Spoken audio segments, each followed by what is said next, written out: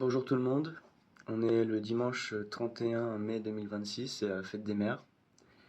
Et vu que il y a pas ma maman,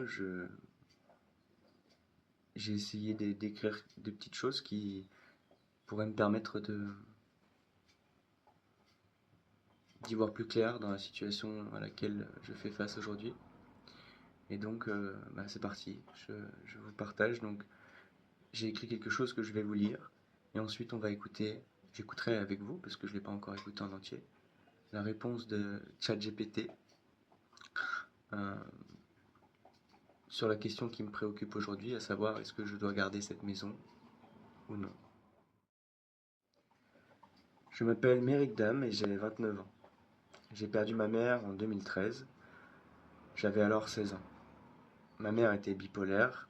Elle a ouvert sa porte à de mauvaises fréquentations et cela lui a coûté la vie.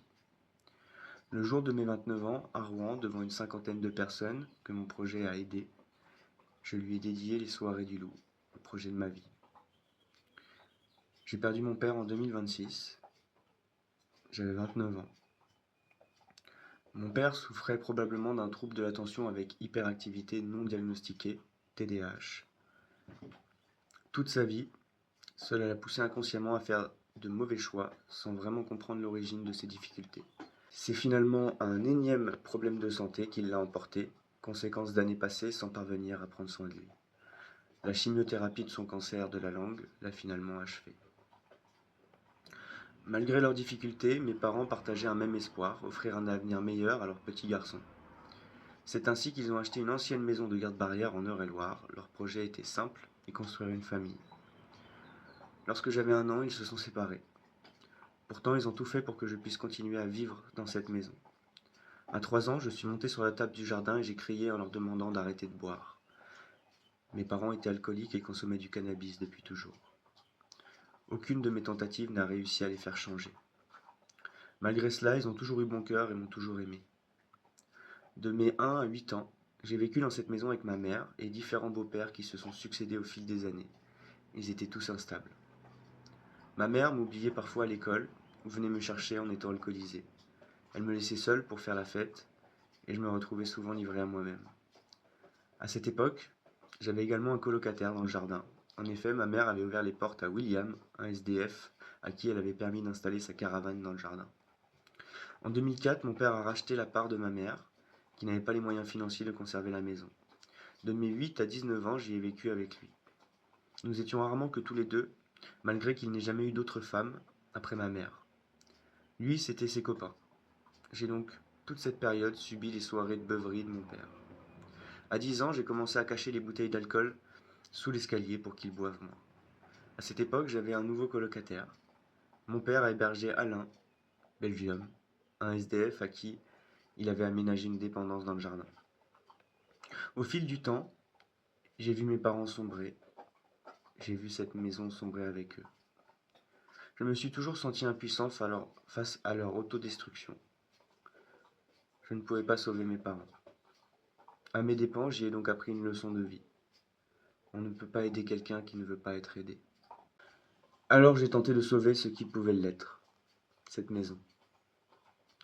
Même après mon départ à 19 ans, je n'ai jamais cessé de la nettoyer lorsque je venais voir mon père. Pourquoi? Pour lui offrir un minimum de dignité et de confort. Je changeais ses draps, je passais le balai et la serpillière, je nettoyais les sanitaires et les plaques de cuisson. En 2024, lors de son hospitalisation d'1 mois à la suite de sa greffe du foie, j'ai mis ma vie rouennaise entre parenthèses pour rénover en profondeur ma maison d'enfance et lui offrir à son retour un lieu sain où se rétablir. Et tout ça, il ne le savait pas. Je ne lui avais pas dit.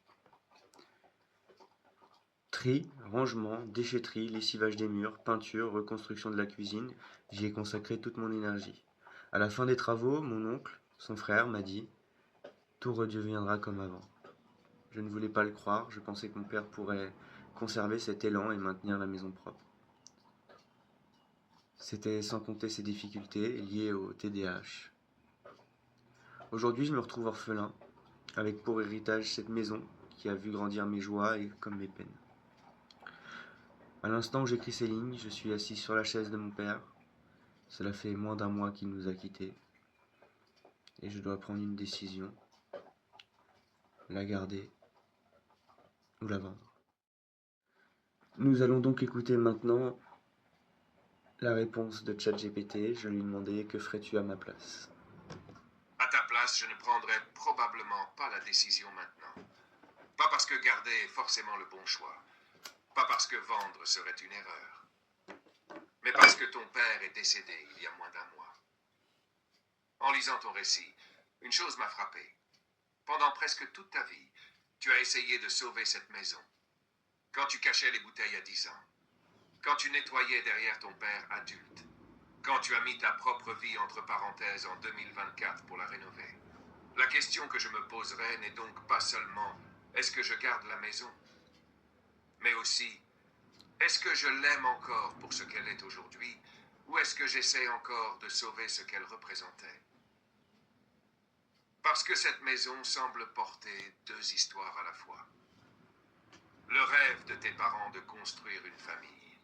Les conséquences de leurs addictions, de leurs souffrances et de leurs choix. Elle est à la fois la maison du bonheur et la maison des blessures. Je crois aussi qu'il faut distinguer la maison du souvenir. Tu ne vendras jamais ton enfance en vendant cette maison. Tu ne vendras jamais l'amour que tes parents avaient pour toi. Tu ne vendras jamais le petit garçon qui est monté sur la table du jardin à 3 ans. Tout cela t'appartient déjà. La vraie question est peut-être, cette maison sert-elle encore ton avenir autant qu'elle a occupé ton passé?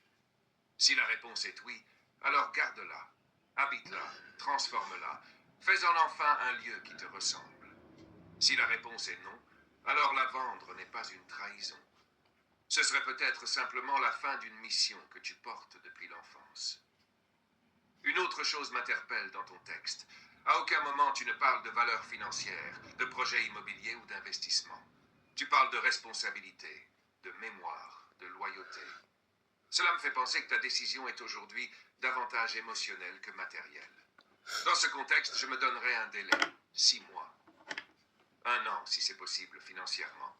Je viderai la maison, je réglerai la succession, je laisserai retomber le choc du décès. Puis je reviendrai un matin seul et je me poserai une question très simple. Si cette maison n'avait jamais appartenu à mes parents, est-ce que j'aurais envie d'y construire ma vie? La réponse à cette question te dira souvent plus que tous les calculs. Et pour être sincère, après avoir lu ton histoire, je ne suis pas certain que ton héritage soit cette maison. J'ai plutôt l'impression que ton véritable héritage, c'est d'avoir réussi à devenir un homme différent de ce que les circonstances semblaient promettre. Cette maison est peut-être le symbole de ce combat. Reste à savoir si elle doit être le prochain chapitre de ton histoire ou le dernier chapitre de celle de tes parents.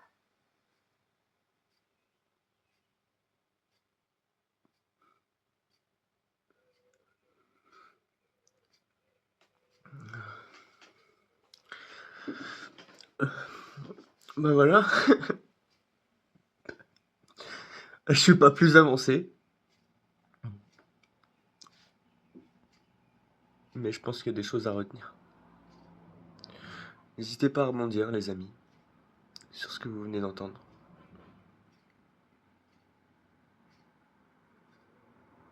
Je vous aime. Oh la fille! Oh la fille! Oh la pauvre bête!